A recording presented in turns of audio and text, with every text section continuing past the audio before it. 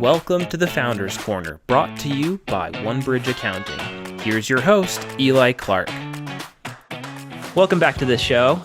Today's guest is Chad Marquez, co-founder of Webaholics. Chad is a veteran in the digital marketing space, having founded Webaholics over 10 years ago. Webaholics works with e-commerce companies to unlock their sales potential. From building websites to comprehensive marketing strategies, Webaholics provides the expertise to elevate e-commerce businesses. Chad, very excited to have you. Welcome to the show. Yeah, thanks for having me, Eli. Of course.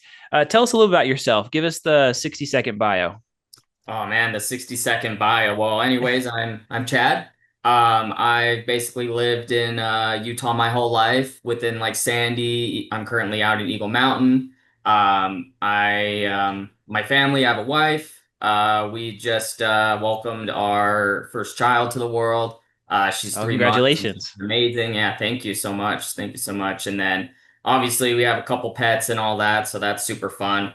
Um, But yeah, no, I've been in the my whole life I've always been in like the creative and like technological space. So, trying to really help businesses go to the next level where whether it's lead gen where we started to now e-commerce brands, Right. we definitely want to, help them scale and having been there, done that, I feel like I'm able to provide all that expertise for them. So Awesome. Well, again, Chad, it's very excited to have you here. We got some questions we're going to run through, and I'm excited to kind of get your insight and your input to some of these. So let's get started. Let's talk a little bit about kind of your business and your career a little bit. I'd like to just ask, like, what is one or two, if you can't decide on one, but one or two pivotal moments or projects that have significantly shaped, your life or your approach to business? yeah, I mean, it's pretty funny, how the course of how I came to be at Webaholics happened, Mm, Um, a big thing that I've learned in the past 10 years doing this, it's more of like, obviously it's what you know, but also who you know. for And that's sure. kind of Yeah. how Webaholics started. So back in 2014, I was actually still in college, senior, going to University of Utah, getting my degree in digital marketing, communications, graphic design, and all Mm, that. And I was actually working at an Office Depot part-time, just to make some extra cash. totally. Yeah. I'm We've still all been living at there. home with my parents since, the U is a pretty big commuter school at the time, still is. But actually, it was my assistant manager at the time that was actually working at a Void company that was booting up a digital marketing website agency kind of on the side. Mm, And they were needing some help. And at the time, I was actually looking for an internship. And he just asked me like, hey, I've seen your stuff, your graphic design. You're starting to dabble in some web stuff a little bit. How about you come do your internship with this side gig I'm doing? And obviously, one step led to another. The following months, I came to meet the other co-founders of the company, mm. Steve Paganelli, Jesse Dalton. And after a few months, we split that partnership with the Voight company and just decided to go off and do our own thing. So, really, yeah, I mean, that was a big part, just taking that step and saying yes um, to moving forward with like that internship. And obviously, another pivotal moment, with the startup and everything. It's very scary. It's a lot of new stuff. Mhm. Um, just saying yes and taking that risk is definitely another big pivotal moment in my life and just continuing on with it. Just because I wouldn't be where I am today without, taking that sort of a path. Oh, totally. So you mentioned that you'd started, kind of your entry into the digital marketing space was kind of this internship, right? Did you, leaning into that internship, was that kind of more on like the technical side, or what was kind of your area of training, your area of learning that kind of led you to this internship? Yeah, I mean, it's definitely the creative side of it that Mm. I got into, growing up, I've always been a creative mind. I've always done really well in art class, I guess you could say. Yeah. Uh-huh. A lot of drawing, Photoshop. I got into Photoshop in high school at the time and all that, and continued that into college, learning like all the Adobe, I guess, CC stuff, Creative Cloud, so Yeah. Illustrator, Photoshop, Dreamweaver, stuff like that, and yeah, I mean, in regards to like the technical side of things, obviously that was something that I guess I was thrown more into the fire with. Mm-hmm. I always feel like I've always liked being a problem solver too. So it was definitely something that was a challenge that I was willing to tackle. For sure. Yeah, I think you often see that within like the digital marketing space is you've got somebody who comes in either with either creative experience or technical experience, and usually you have Mhm. to learn one or the other, right? And Yeah, sometimes it can be yeah, like fire and water a little bit, right? Not always, but it can sometimes feel yeah. that way, right? Yeah, I mean, definitely, ideally, if you're going into, the corporate lifestyle, you're expected to stick to your role, but, For sure. definitely the startup way, you have to wear multiple hats like that. That's how you got to do it, and if there's, it's great that, I had the team, I had the two other partners that, had their strengths that were able to pick up on my Hmm. weaknesses, but, definitely learning about that lifestyle and, basically having that pressure and being thrown into an environment like that, definitely changed my perspective on, my talents and, what I can for sure utilize. Definitely, I'd say the me from 10 years ago is totally different from what I am now in regards to, my day to day. Of course, yeah. I don't just do Photoshop anymore. I mean, I can't even tell you the amount of things I do from day to day. One day, I'm wearing a Google Ads hat, Right. helping businesses on their Google Ads, Google Merchant Center, shopping campaigns. The other day, I'm wearing, a WooCommerce Shopify hat, helping with, UI, UX solutions for sites and, so on and so forth. So, definitely, you know, building up those skills and having, um, building different assets for sure.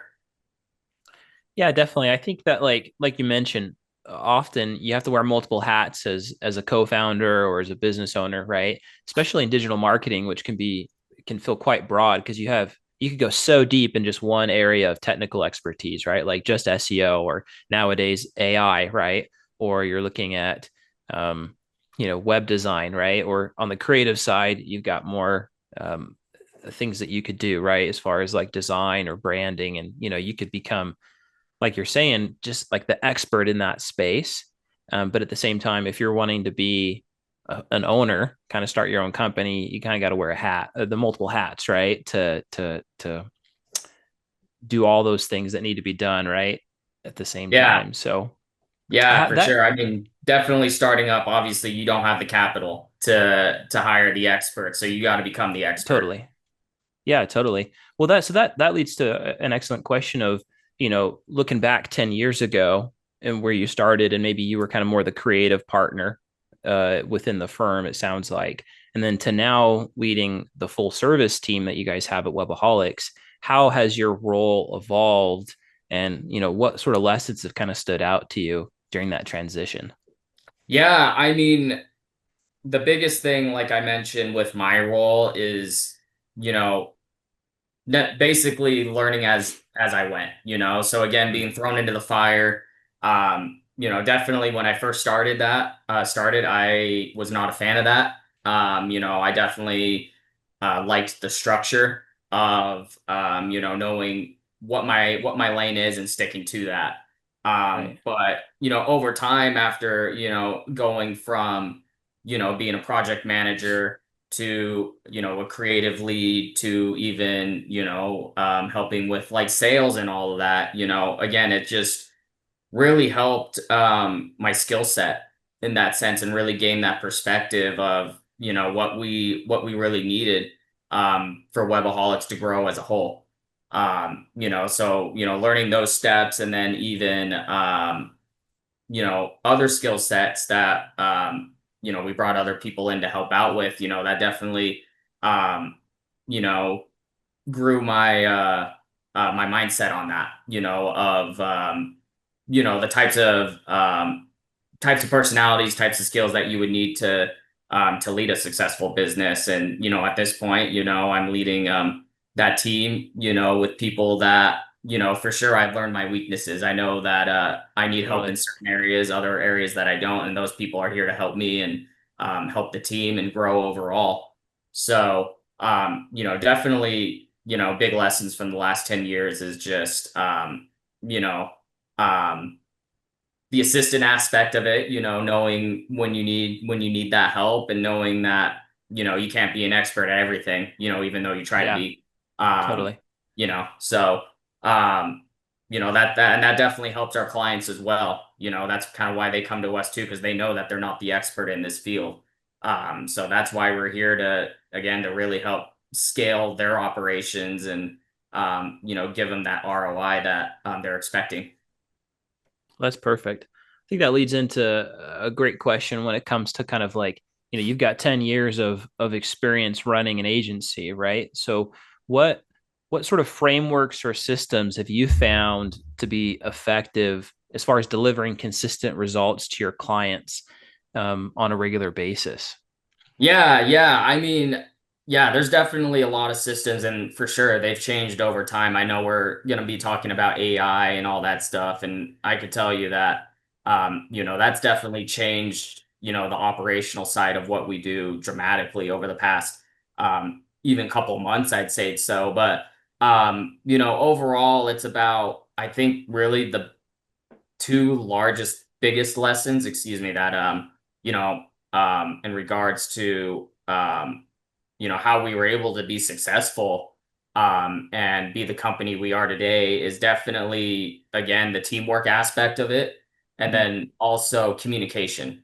Mhm. That's probably one of the biggest things that I took from school. Going to college and all that. My professor in my capstone class really hit that home, in regards to like being somebody that's in control of the project and handling clients and all that. Is just, you got to communicate.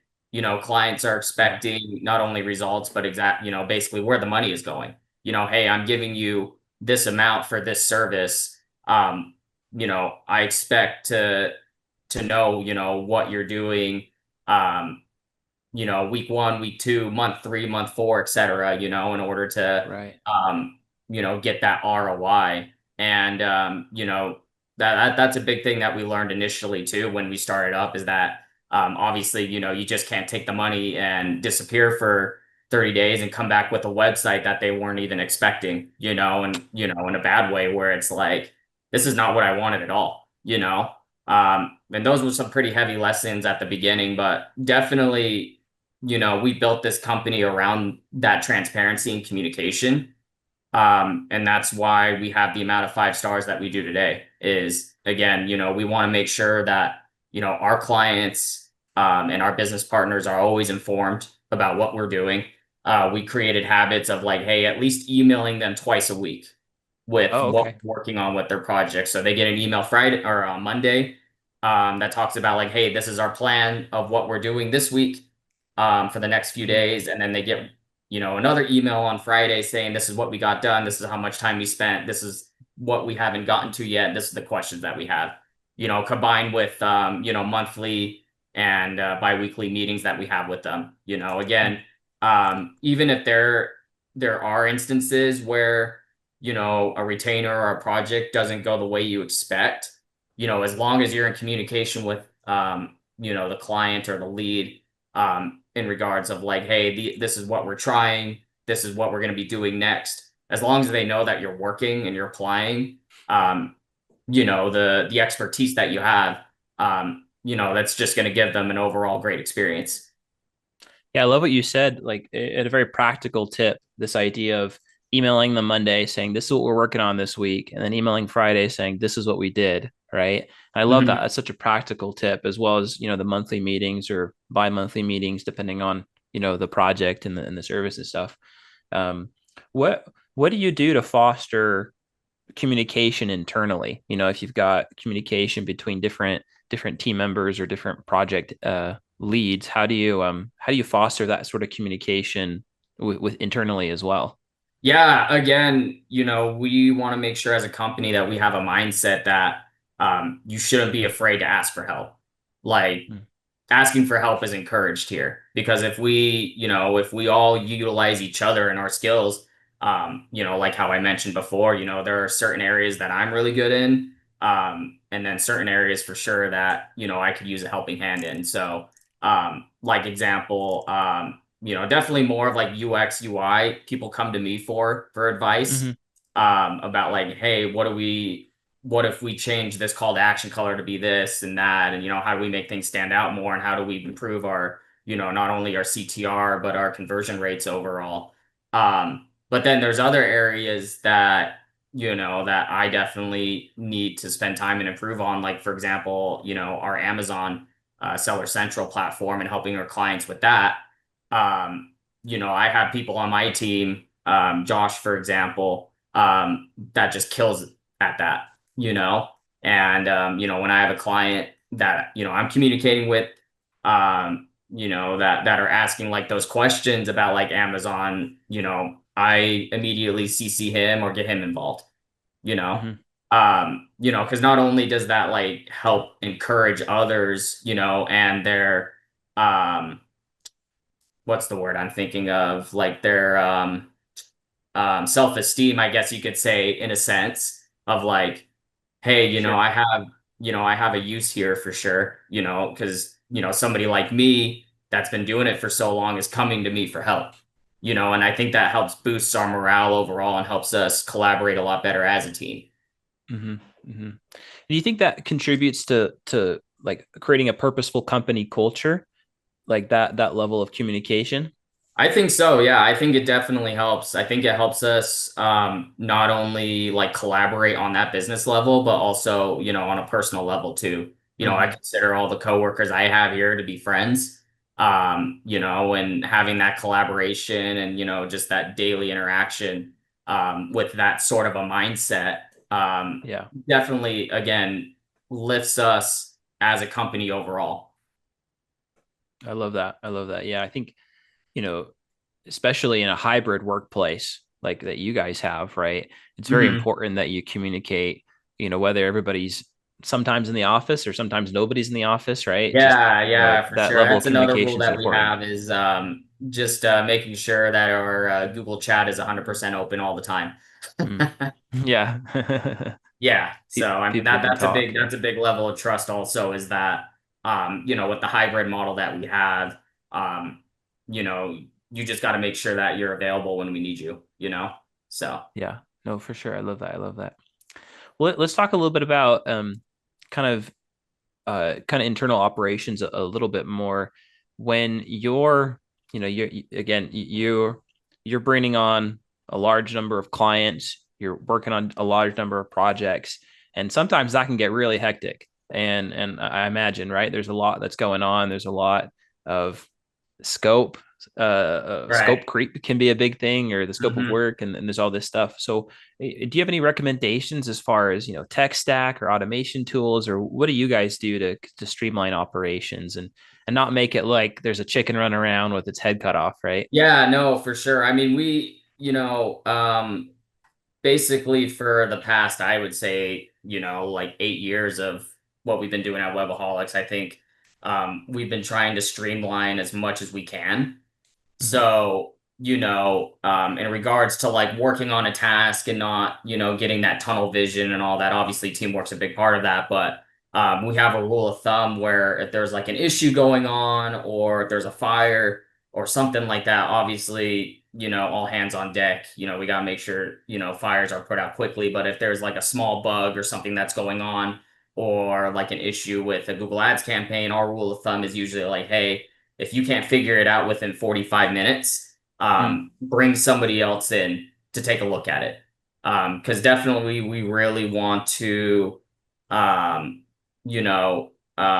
eliminate that tunnel vision, because I Yeah, know how that is. We've been developing internal processes and applications for years now, and there's times where it's just you're looking at the same thing and you're totally. thinking like, oh, it's perfect, this is looking great, or like this is how it should be done, and then you bring somebody else in and they're just like, what the heck is that? What are you doing? Hmm. So Hmm. we really created that rule of thumb at right at the beginning of like, hey, 45 minutes, if there isn't, really good groundwork made or you can't figure it out, you searched Google or even at this point ask ChatGPT what to Right. do, bring somebody else in. So, that really helped with us not, running around with our heads cut off, in that sense of just Yeah. limiting the amount of time that we look into like those sorts of issues or questions from clients. Now, with the growth and revolution of AI, that has even changed even more to with automation. So, um, like for example, the emails that I mentioned that go out on Mondays and Fridays, that's all automated now. Hmm. We don't have anybody writing that stuff. We have an AI agent that looks through our task management, looks at how much time spent, progress, what hasn't gotten done, what has gotten done, that gets sent to the client automatically. I don't need to have anybody do that anymore, which is Right. super Yeah. nice. Other things that we've been working on is like more support agents that actually are AI. So, for example, if you call our phone number now on webaholics.co, you're going to actually be forwarded to, an AI bot. Hmm. And, you know, working in AI and all that, there's bits and pieces that you notice that like come up where it's like, okay, maybe this is a bot, but the people I've shown this tool to and all that, they're blown away. They think it's an actual support agent. And what's cool is that once the conversation's finished, we created a process where the call transcripts and all that get forwarded to our Google Chat, summarizes the issue of what's going on, and then also gets put into our task management system with the due date.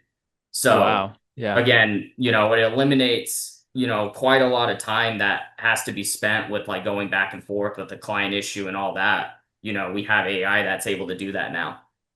That is super cool. Is this a custom something you custom built, or is this like a turnkey kind of software solution you guys use? It's kind of a mix. And that's, Okay. a really big thing that we do here too is how do we get the best of like something that's already been built and put our Hmm. touch on it. Right. Yeah.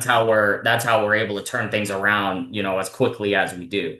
So, taking something that's already been built like an API platform for Hmm.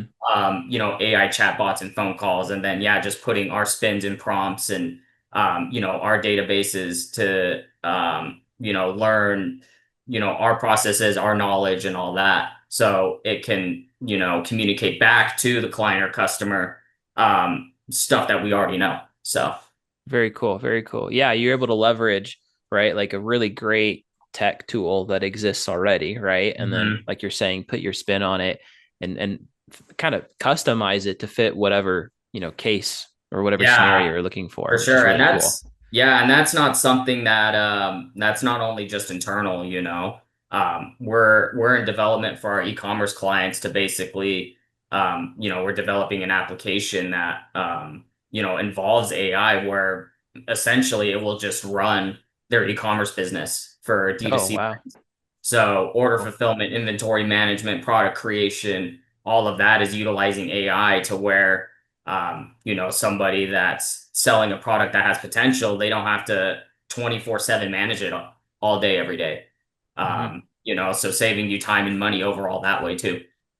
Very cool. And that's a project that's in development, or We're actually that's something it's that's actually in market now. oh, cool. Anybody that's interested, it's called One App. If you check out our website, webaholics.co, that's you can find more information on it. We're actually onboarding clients and waived our setup fees. So anybody that's interested in seeing like how they can scale their business, we're just taking clients on and want to see, how we can further improve the tool and help further improve those operations.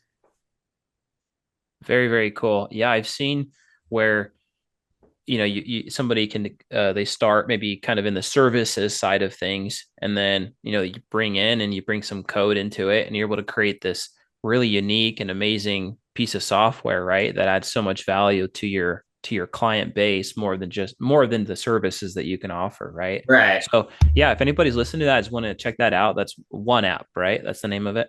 Yep. One app. So, Yeah, super, super cool. Very, we'll have to have you on again and we can talk a little bit more I about mean, one app, yeah, but that sounds super we could cool. probably have a whole podcast talking about what that can do. Because, yeah, Oh, we've I been in bet. development with it for the past 5 years. And again, it just applied all of our e-commerce knowledge into this app. And, Very cool. we've Yeah. seen as bottlenecks, how can we improve operations? And I mean, for example, we run a brand on the side here that called the D Zone that sells power sports parts. And with our application, we're actually able to place 300 to 400 orders a day just with the two-man crew. Oh, So wow. Very yeah, cool. something that would usually take about, at least 20 hands or so to fill orders, we can get it done with two people. Wow. Very, very cool. It's amazing what, again, we're talking about this idea of building out code, building out systems, right? That can leverage existing technology or new technology to do more than you could just by yourself, right? That's super cool. Do you have Right. any recommendations? I mean, so for maybe for solo agency owners, right? Or, maybe an agency that's just starting out, doesn't have any Mhm. other co-founders. Do you have any recommendations for somebody like that who is looking to grow or they want to build out systems and such this way? Do you have any recommendations on how they can get started or kind of the direction they can go in? Yeah, I mean, definitely, all the stuff we've learned, again, I think it's just a big part of it's networking and Hmm. figuring that out. So, finding, groups that are within your industry that meet up, once a month, twice a month, et cetera. You can find those anywhere like on Eventbrite or, man, there's one more that I can't think of that's coming up, but, a lot of the connections and a lot of growth and knowledge that I was able to attain were from individuals I met from these groups, and some of my best friends I met from those groups that, I still hang out with today and all that. So I think that's a big portion of it. Again, it's more of not what you know, it's who you know. And I think that's a Hmm. big like theme of my career is just, the people that that can help you take that next step. For sure. And then really just the other thing is, yeah, just figuring out what your what your processes are before you really start taking on more work. You know, if you're gonna go, usually, you go the Kanban method. That's typically what we do in the development Hmm. space, and that's what we apply everywhere. Is that the method you're gonna go, or is there another method you want to apply?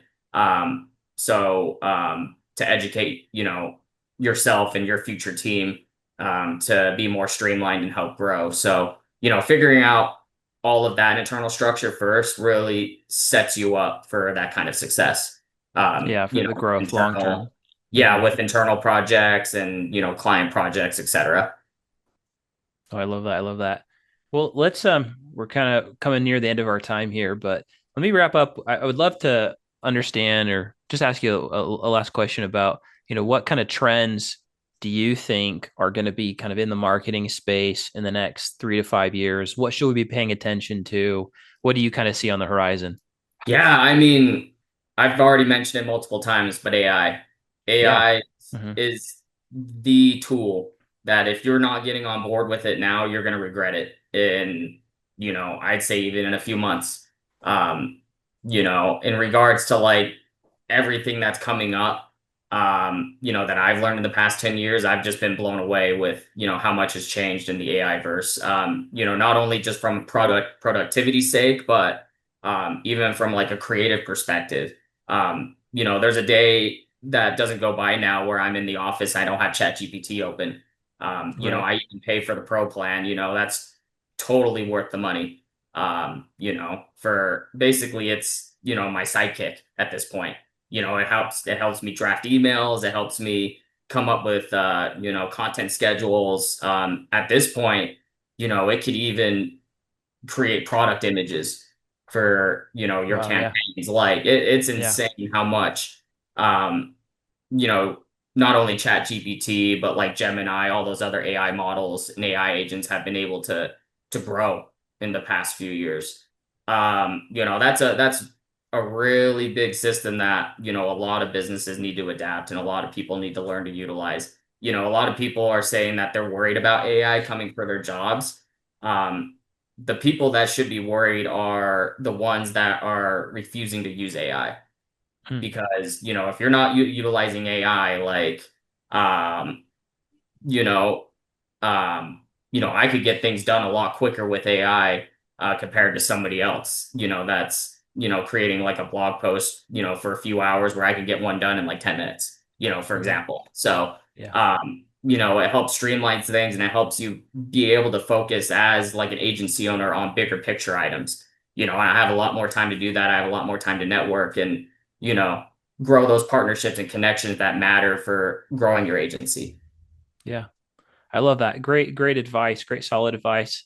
I agree with you 100%. AI is revolutionizing many industries, right? But especially in the marketing space, not just productivity, as you're saying, but also on the creative side, and also on the just the crazy things you're able to do with one app, for example, right? Like those are all uh, great things, amazing things that we can do through technology. So leveraging that as much as we can is fantastic. Great advice. So. Mhm. Chad, if people want to get a hold of you, if they want to follow you, where can they find you? Where are you at on the online? Where are the socials? Yeah, LinkedIn for sure. Just Chad Marquez on LinkedIn. Um, for sure, hit me up via email, chad@webaholics.co. I'm also on Facebook, Instagram, all that pretty easy stuff. So, and then, our website, webaholics.co, you'd be able to find my information on there as well. So, Awesome. Awesome. Again, everybody, this has been Chad Marquez with Webaholics. Chad, thanks again so much. Really enjoyed having you on the show today. yeah, thanks, Eli. Appreciate it. Thank you for joining us in this episode of The Founders Corner, the podcast series for marketing firms and agencies looking to learn and level up their business. You can check out more podcasts and other content from OneBridge Accounting by following the links in the show notes. At OneBridge Accounting, we're all about helping marketing and creative firms organize their finances, maximize their profits, save cash, and automate their accounting and finance functions. Check out our other resources and subscribe wherever you listen to podcasts.